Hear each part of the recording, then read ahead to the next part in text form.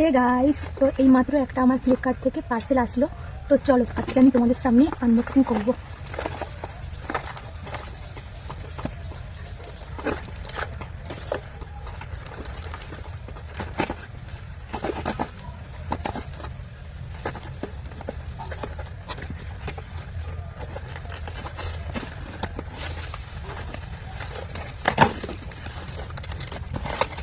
খুলতে আসেন সিন,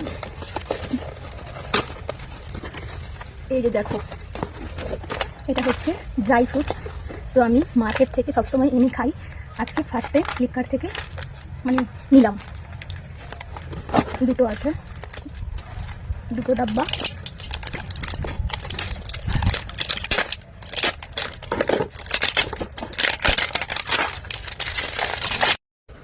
দেখতে পাচ্ছ, এই যে এগুলো কিন্তু খাওয়া খুবই ভালো শরীরের পক্ষে।